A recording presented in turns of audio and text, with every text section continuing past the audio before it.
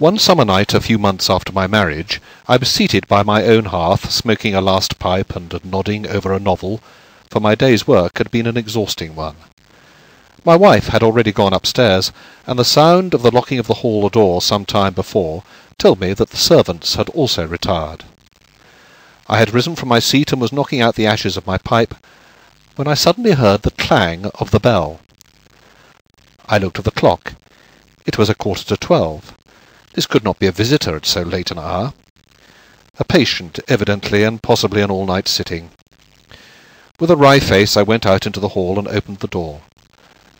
To my astonishment, it was Sherlock Holmes who stood upon my step. "Ah, Watson," said he, "I hoped that I might not be too late to catch you." "My dear fellow, pray come in." "You look surprised, and no wonder. Relieved, too, I fancy. Ha! You still smoke the Arcadia mixture of your bachelor days, then? There's no mistaking that fluffy ash upon your coat. It's easy to tell that you've been accustomed to wear a uniform, Watson. You'll never pass as a pure-bred civilian as long as you keep that habit of carrying your handkerchief in your sleeve. Could you put me up tonight?" "With pleasure." "You told me that you had bachelor quarters for one, and I see that you have no gentleman visitor at present. Your hat-stand proclaims as much." "I shall be delighted if you will stay." "Thank you. I'll fill the vacant peg, then. Sorry to see that you've had the British workman in the house. He's a token of evil. Not the drains, I hope?" "No, the gas." He's left 2 nail marks from his boot upon your linoleum just where the light strikes it. No, thank you. I had some supper at Waterloo, but I'll smoke a pipe with you with pleasure." I handed him my pouch, and he seated himself opposite to me and smoked for some time in silence.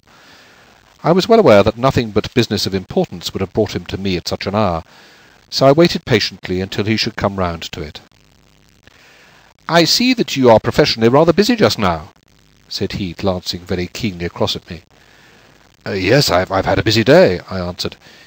"It may seem very foolish in your eyes," I added, "but really I don't know how you deduced it." Holmes chuckled to himself. "I have the advantage of knowing your habits, my dear Watson," said he. "When your round is a short one, you walk, and when it is a long one, you use a hansom.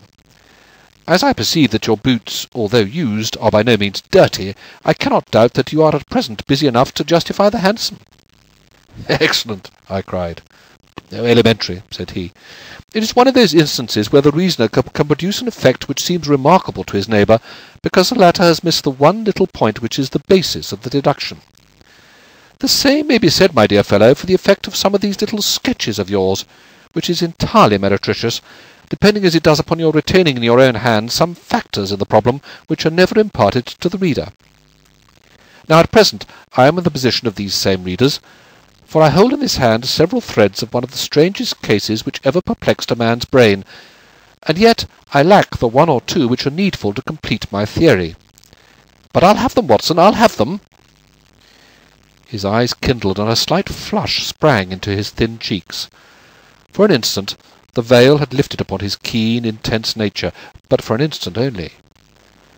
When I glanced again, his face had resumed that Red Indian composure which had made so many regard him as a machine rather than a man. "The problem presents features of interest," said he. "I may even say exceptional features of interest. I have already looked into the matter, and have come, as I think, within sight of my solution. If you could accompany me in that last step, you might be of considerable service to me." "I should be delighted." "Could you go as far as Aldershot to-morrow?" "I have no doubt Jackson would take my practice." "Very good. I want to start by the 11:10 from Waterloo." "That will give me time." Then if you are not too sleepy, I will give you a sketch of what has happened and of what remains to be done." "I was sleepy before you came. I am quite wakeful now." "I will compress the story as far as may be done without omitting anything vital to the case. It is conceivable that you may even have read some account of the matter. It is the supposed murder of Colonel Berkeley of the Royal Munsters at Aldershot, which I am investigating." "I've heard nothing of it." "It has not excited much attention yet, except locally. The facts are only 2 days old. Briefly, they are these. The Royal Munsters is, as you know, one of the most famous Irish regiments in the British Army. It did wonders both in the Crimea and the Mutiny, and has since that time distinguished itself upon every possible occasion. It was commanded up to Monday night by James Barclay, a gallant veteran, who started as a full private, was raised to commissioned rank for his bravery at the time of the mutiny, and so lived to command the regiment in which he had once carried a musket. Colonel Barclay had married at the time when he was a sergeant, and his wife, whose maiden name was Miss Nancy Devoy, was the daughter of a former colour sergeant in the same corps. There was, therefore, as can be imagined, some little social friction when the young couple, for they were still young, found themselves in their new surroundings. They appear, however, to have quickly adapted themselves, and Mrs. Barclay has always, I understand, been as popular with the ladies of the regiment as her husband was with his brother officers. I may add that she was a woman of great beauty, and that, even now, when she's been married for upward of 30 years, she's still of a striking appearance. Colonel Barclay's family life appears to have been a uniformly happy one. Major Murphy, to whom I owe most of my facts, assures me that he has never heard of any misunderstanding between the pair. On the whole, he thinks that Barclay's devotion to his wife was greater than his wife's to Barclay. He was acutely uneasy if he were absent from her for a day. She, on the other hand, though devoted and faithful, was less obtrusively affectionate.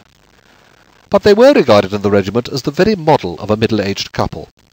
There was absolutely nothing in their mutual relations to prepare people for the tragedy which was to follow. Colonel Barclay himself seems to have had some singular traits in his character. He was a dashing, jovial old soldier in his usual mood, but there were occasions on which he seemed to show himself capable of considerable violence and vindictiveness. This side of his nature, however, appears never to have been turned towards his wife. Another fact which had struck Major Murphy and 3 out of 5 of the other officers with whom I conversed was the singular sort of depression which came upon him at such times. As the Major expressed it, the smile had often been struck from his mouth as if by some invisible hand, when he's been joining in the gaieties and chaff of the mess-table. For days on end, when the mood was on him, he's been sunk in the deepest gloom. This, and a certain tinge of superstition, were the only unusual traits in his character which his brother officers had observed. The latter peculiarity took the form of a dislike to being left alone, especially after dark. This puerile feature in a nature which was conspicuously manly had often given rise to comment and conjecture. The 1st Battalion of the Royal Maltsters, which is the old 117th, had been stationed at Aldershot for some years. The married officers live out of barracks, and the colonel has during all this time occupied a villa called Lachine, about half a mile from the north camp. The house stands in its own grounds, but the west side of it is not more than 30 yards from the high road. A coachman and 2 maids form the staff of servants. These, with their master and mistress, were the sole occupants of Lachine, for the Barclays had no children, nor was it usual for them to have resident visitors. Now for the events at Lachine between 9 and 10 on the evening of last Monday. Mrs. Barclay was, it appears, a member of the Roman Catholic Church, and had interested herself very much in the establishment of the Guild of St. George, which was formed in connection with the Watt Street Chapel for the purpose of supplying the poor with cast-off clothing. A meeting of the Guild had been held that evening at 8, and Mrs. Barclay had hurried over her dinner in order to be present at it. When leaving the house, she was heard by the coachman to make some commonplace remark to her husband, and to assure him that she would be back before very long. She then called for Miss Morrison, a young lady who lives in the next villa, and the two went off together to their meeting. It lasted 40 minutes, and at 9:15 Mrs. Barclay returned home, having left Miss Morrison at her door as she passed. There is a room which is used as a morning-room at Lachine. This faces the road, and opens by a large glass folding door onto the lawn. The lawn is 30 yards across, and it is only divided from the highway by a low wall with an iron rail above it. It was into this room that Mrs. Barclay went upon her return. The blinds were not down, for the room was seldom used in the evening, but Mrs. Barclay herself lit the lamp and then rang the bell, asking Jane Stewart, the housemaid, to bring her a cup of tea, which was quite contrary to her usual habits. The colonel had been sitting in the dining-room, but hearing that his wife had returned, he joined her in the morning-room. The coachman saw him cross the hall and enter it. He was never seen again alive. The tea which had been ordered was brought up at the end of 10 minutes, but the maid, as she approached the door, was surprised to hear the voices of her master and mistress in furious altercation.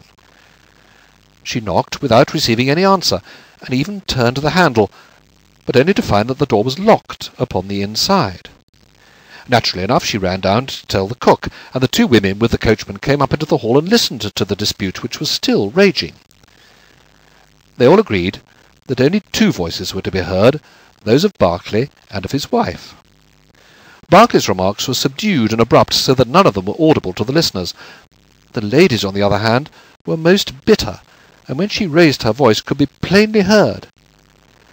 "You coward!" she repeated over and over again. "What can be done now? What can be done now? Give me back my life. I will never so much as breathe the same air with you again. You coward! You coward!" Those were scraps of her conversation, ending in a sudden, dreadful cry in the man's voice, with a crash and a piercing scream from the woman. Convinced that some tragedy had occurred, the coachman rushed to the door and strove to force it, while scream after scream issued from within. He was unable, however, to make his way in, and the maids were too distracted with fear to be of any assistance to him. A sudden thought struck him, however, and he ran through the hall door and round to the lawn upon which the long French windows open.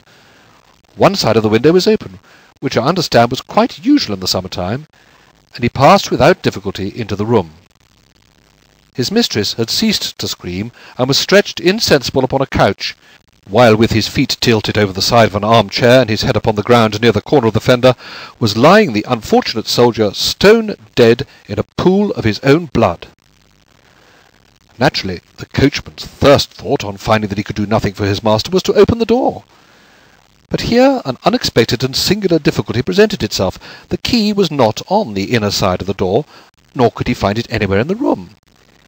He went out again, therefore, through the window, and having obtained the help of a policeman and of a medical man, he returned.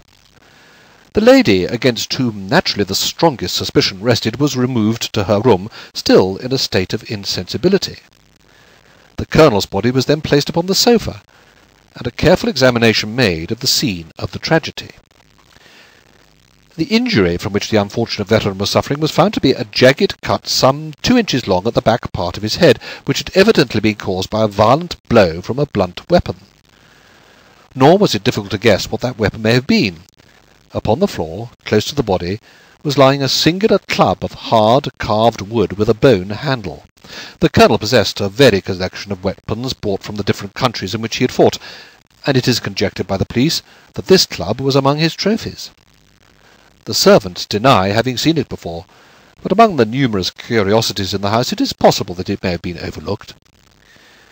Nothing else of importance was discovered in the room by the police, save the inexplicable fact that neither upon Mrs. Berkeley's person, nor upon that of the victim, nor in any part of the room, was the missing key to be found. The door had eventually to be opened by a locksmith from Aldershot. That was the state of things, Watson, when, upon the Tuesday morning, I, at the request of Major Murphy, went down to Aldershot to supplement the efforts of the police. I think that you will acknowledge that the problem was already one of interest, but my observations soon made me realize that it was in truth much more extraordinary than it would at first appear. Before examining the room, I cross-questioned the servants, but only succeeded in eliciting the facts which I have already stated. One other detail of interest was remembered by James Stewart, the housemaid. You will remember that on hearing the sound of the quarrel she descended and returned with the other servants. On the first occasion, when she was alone, she says that the voices of her master and missus were sunk so low that she could hardly hear anything, and judged by their tones rather than their words that they had fallen out. On my pressing her, however, she remembered that she heard the word David uttered twice by the lady. The point is of the utmost importance as guiding us towards the reason of the sudden quarrel. The colonel's name, you remember, was James. There was one thing in the case which had made the deepest impression both upon the servants and the police. This was the contortion of the colonel's face. It had set, according to their account, into the most dreadful expression of fear and horror which a human countenance is capable of assuming. More than one person fainted at the mere sight of him, so terrible was the effect. It was quite certain that he had foreseen his fate, and that it had caused him the utmost horror. This, of course, fitted in well enough with the police theory, if the Colonel could have seen his wife making a murderous attack upon him. Nor was the fact of the wound being on the back of his head a fatal objection to this, as he might have turned to avoid the blow. No information could be got from the lady herself, who was temporarily insane from an acute attack of brain fever. From the police I learned that Miss Morrison, who you remember went out that evening with Mrs. Barclay, denied having any knowledge of what it was which had caused the ill humour in which her companion had returned. Having gathered these facts, Watson, I smoked several pipes over them, trying to separate those which were crucial from others which were merely incidental. There could be no question that the most distinctive and suggestive point in the case was the singular disappearance of the door key. A most careful search had failed to discover it in the room, therefore it must have been taken from it.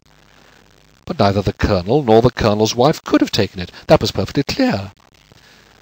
Therefore, a third person must have entered the room, and that third person could only have come in through the window. It seemed to me that a careful examination of the room and the lawn might possibly reveal some traces of this mysterious individual. You know my methods, Watson. There was not one of them which I did not apply to the inquiry, and it ended by my discovering traces, but very different ones from those which I had expected. There had been a man in the room, and he had crossed the lawn coming from the road. I was able to obtain 5 very clear impressions of his footmarks, one in the road itself, at the point where he had climbed the low wall, 2 on the lawn, and 2 very faint ones upon the stained boards near the window where he had entered. He had apparently rushed across the lawn, for his toe marks were much deeper than his heels. But it was not the man who surprised me. It was his companion.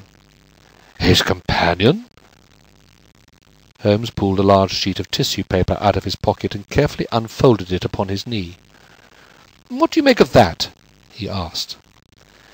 The paper was covered with the tracings of the footmarks of some small animal. It had 5 well-marked footpads, an indication of long nails, and the whole print might be nearly as large as a dessert spoon. "It's a dog," said I. Did you ever hear of a dog running up a curtain? I found distinct traces that this creature had done so." "A monkey, then?" "But it is not the print of a monkey." "What can it be, then?" "Neither dog, nor cat, nor monkey, nor any creature that we are familiar with. I have tried to reconstruct it from the measurements. Here are 4 prints where the beast has been standing motionless. You see that it is no less than 15 inches from forefoot to hind. Add to that the length of neck and head, and you get a creature not much less than 2 feet long, probably more if there's any tail. But now observe this other measurement. The animal has been moving, and we have the length of its stride. In each case it is only about 3 inches. You have an indication, you see, of a long body with very short legs attached to it. It has not been considerate enough to leave any of its hair behind it. But its general shape must be what I have indicated, and it can run up a curtain. And it is carnivorous." "How do you deduce that?" "Because it ran up the curtain. A canary's cage was hanging in the window, and its aim seemed to have been to get at the bird." "Then what was the beast?" If I could give it a name, it might go a long way towards solving the case. On the whole, it was probably some creature of the weasel and stoat tribe, and yet it is larger than any of these that I have seen." "But what had it to do with the crime?" "That also is still obscure. But we have learned a good deal, you perceive. We know that a man stood in the road looking at the quarrel between the Barclays. The blinds were up and the room lighted. We know also that he ran across the lawn, entered the room, accompanied by a strange animal, and that he either struck the Colonel, or, as is equally possible, that the Colonel fell down from sheer fright at the sight of him and cut his head on the corner of the fender. Finally, we have the curious fact that the intruder carried away the key with him when he left." "Your discoveries seem to have left the business more obscure than it was before," said I. "Quite so. They undoubtedly show that the affair was much deeper than was at first conjectured. I thought the matter over, and I came to the conclusion that I must approach the case from another aspect. But really, Watson, I'm keeping you up, and I might just as well tell you all this on our way to Aldershot tomorrow."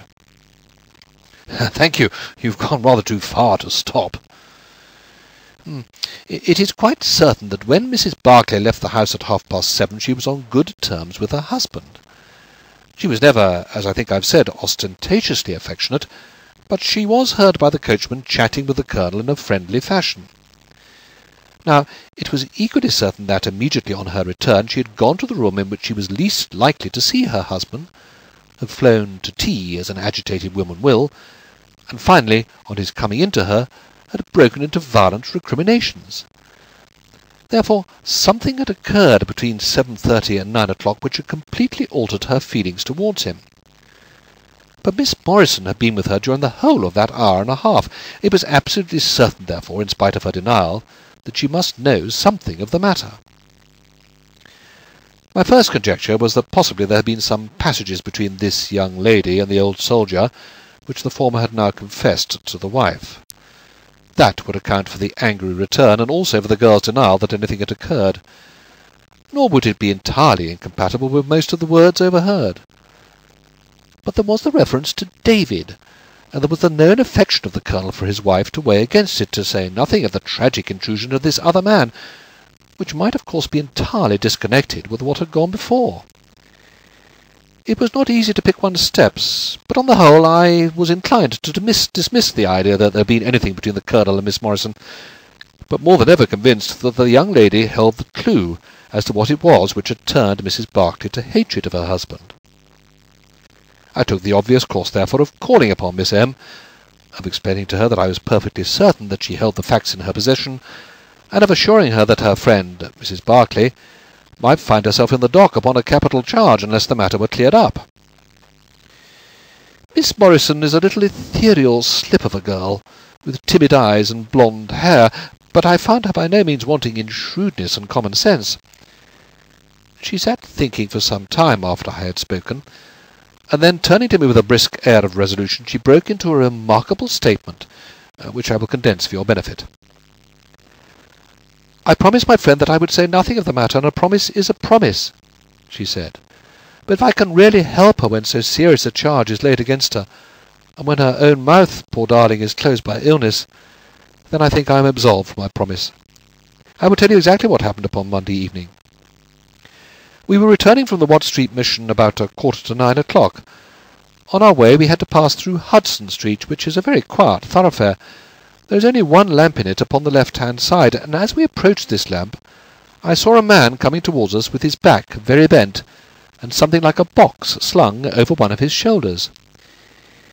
He appeared to be deformed, for he carried his head low and walked with his knees bent.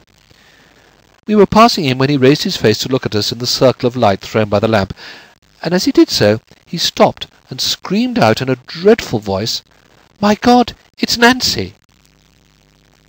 Mrs. Barclay turned as white as death and would have fallen down had the dreadful-looking creature not caught hold of her. I was going to call for the police, but she, to my surprise, spoke quite civilly to the fellow.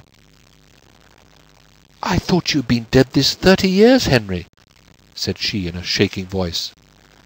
'So I have,' said he, and it was awful to hear the tones that he said it in. He had a very dark, fearsome face, and a gleam in his eyes that comes back to me in my dreams.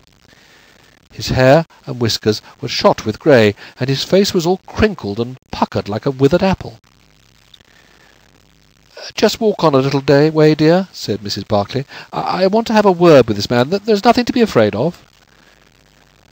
She tried to speak boldly, but she was still deadly pale and could hardly get her words out for the trembling of her lips. I did as she asked me, and they talked together for a few minutes.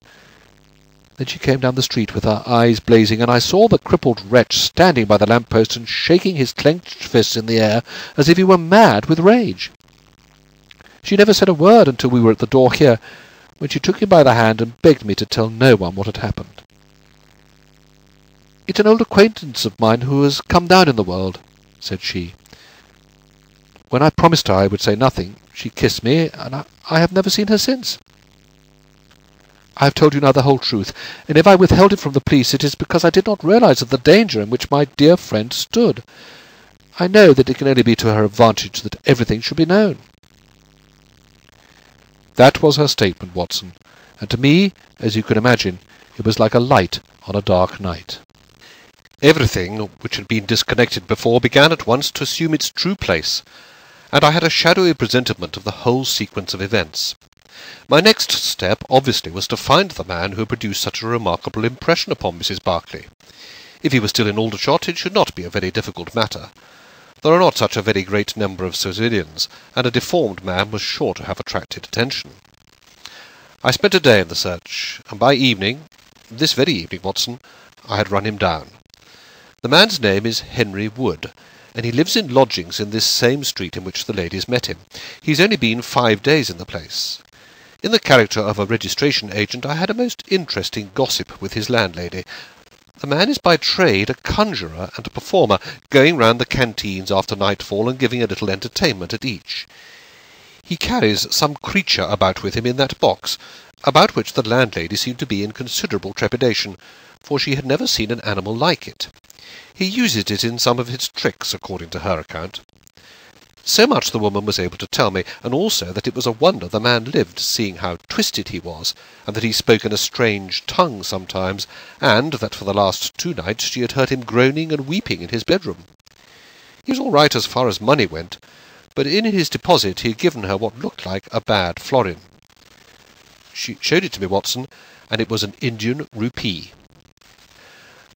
So now, my dear fellow, you see exactly how we stand, and why it is I want you. It is perfectly plain that after the ladies parted from this man, he followed them at a distance, that he saw the quarrel between husband and wife through the window, that he rushed in, and that the creature which he carried in his box got loose. That is all very certain. But he's the only person in this world who can tell us exactly what happened in that room. And you intend to ask him? Oh, most certainly, but in the presence of a witness. And I am to the witness. If you will be so good. If he can clear the matter up, well and good. If he refuses, we have no alternative but to apply for a warrant. But how do you know he'll be there when we return? You may be sure that I took some precautions. I have one of my Baker Street boys mounting guard over him, who would stick to him like a burr, go where he might. We shall find him in Hudson Street tomorrow, Watson, and meanwhile I should be the criminal myself if I kept you out of bed any longer. It was midday when we found ourselves at the scene of the tragedy, and under my companion's guidance we made our way at once to Hudson Street. In spite of his capacity for concealing his emotions, I could easily see that Holmes was in a state of suppressed excitement, while I was myself tingling with that half-sporting, half-intellectual pleasure which I invariably experienced when I associated myself with him in his investigations. "This is the street," said he, as we turned into a short thoroughfare lined with plain 2-storied brick houses. "Ah, here is Simpson to report." "He's in all right, Mr. Holmes," cried a small street Arab, running up to us. "Good, Simpson," said Holmes, patting him on the head. "Come along, Watson, this is the house." He sent in his card with a message that he had come on important business, and a moment later we were face to face with the man whom he had come to see. In spite of the warm weather, he was crouching over a fire, and the little room was like an oven. The man sat all twisted and huddled in his chair in a way which gave an indescribable impression of deformity. But the face which he turned towards us, though worn and swarthy, must at some time have been remarkable for its beauty. He looked suspiciously at us now out of yellow-shot, bilious eyes, and, without speaking or rising, he waved towards 2 chairs. "Mr. Henry Wood, late of India, I believe," said Holmes affably. "I've come over this little matter of Colonel Berkeley's death." "What should I know about that?" "That's what I want to ascertain. You know, I suppose, that unless the matter is cleared up, Mrs. Berkeley, who is an old friend of yours, will in all probability be tried for murder." The man gave a violent start. "I don't know who you are," he cried, "nor how you come to know what you know, but would you swear that this is true that you tell me?" "Why, they are only waiting for her to come to her senses to arrest her." "My God! Are you in the police yourself?" "No." "What business is it of yours, then?" "It's every man's business to see justice done." "You can take my word that she is innocent." "Then you are guilty." "No, I am not." "Who killed Colonel James Berkeley, then?" "It was a just providence that killed him. But mind you this, that if I had knocked his brains out, as it was in my heart to do, he would have had no more than his due from my hands. If his own guilty conscience had not struck him down, it is likely enough that I might have had his blood upon my soul. You want me to tell the story? Well, I don't know why I shouldn't, for there's no cause for me to be ashamed of it. It was in this way, sir. You see me now with my back like a camel and my ribs all awry. But there was a time when Corporal Henry Wood was the smartest man in the 117th foot. We were in India then, in cantonments, at a place we'll call Bertie. Berkeley, who died the other day, was sergeant of the same company as myself, and the belle of the regiment, aye, and the finest girl that ever had the breath of life between her lips, was Nancy Devoy, the daughter of the colour sergeant. There were 2 men that loved her, and one that she loved. And you'll smile when you look at this poor thing huddled before the fire, and hear me say that it was for my good looks that she loved me. Well, though I had her heart, her father was set upon her marrying Berkeley. I was a harum-scarum reckless lad, and he had had an education and was already marked for the sword belt. But the girl held true to me, and it seemed that I would have had her when the mutiny broke out, and all hell was loose in the country. We were shut up in Bertie, the regiment of us, with half a battery of artillery, a company of Sikhs, and a lot of civilians and womenfolk. There were 10,000 rebels round us, and they were as keen as a set of terriers round a rat cage. About the second week of it, our water gave out, and it was a question whether we could communicate with General Neill's column, which was moving up country. It was our only chance, for we could not hope to fight our way out with all the women and children. So I volunteered to go out and to warn General Neill of our danger. My offer was accepted, and I talked it over with Sergeant Berkeley, who was supposed to know the ground better than any other man, and who drew up a route by which I might get through the rebel lines. At 10 o'clock the same night I started off upon my journey. There were 1,000 lives to save, but it was of only one that I was thinking when I dropped over the wall that night. My way ran down a dried-up watercourse which we hoped would screen me from the enemy's sentries, but as I crept round the corner of it, I walked right into 6 of them, who were crouching down in the dark, waiting for me. In an instant I was stunned with bound hand and foot. But the real blow was to my heart, and not to my head, for as I came to and listened to as much as I could understand of their talk, I heard enough to tell me that my comrade, the very man who had arranged the way I was to take, had betrayed me by means of a native servant into the hands of the enemy. Well, there's no need for me to dwell on that part of it. You know now what James Berkeley was capable of. Bertie was relieved by Neill next day, but the rebels took me away with them in their retreat, and it was many a long year before ever I saw a white face again. I was tortured, and tried to get away, and was captured and tortured again. You can see for yourselves the state in which I was left. Some of them that fled into Nepal took me with them, and then afterwards I was up past Darjeeling. The hill folk up there murdered the rebels who had me, and I became their slave for a time until I escaped. But instead of going south, I had to go north, until I found myself among the Afghans. There I wandered about for many a year, and at last came back to the Punjab, where I lived mostly among the natives and picked up a living by the conjuring tricks that I had learned. What use was it for me, a wretched cripple, to go back to England or make myself known to my own comrades? Even my wish for revenge would not make me do that. I'd rather that Nancy and my old pals should think of Harry Wood as having died with a straight back, than see him living and crawling with a stick like a chimpanzee. They never doubted that I was dead, and I meant that they never should. I heard that Berkeley had married Nancy, and that he was rising rapidly in the regiment, but even that did not make me speak. But when one gets old, one has a longing for home. For years I've been dreaming of the bright green fields and the hedges of England. At last I determined to see them before I died. I saved enough to bring me across, and then I came here where the soldiers are, for I know their ways, and how to amuse them, and so earn enough to keep me. "Your narrative is most interesting," said Sherlock Holmes. "I have already heard of your meeting with Mrs. Berkeley and your mutual recognition.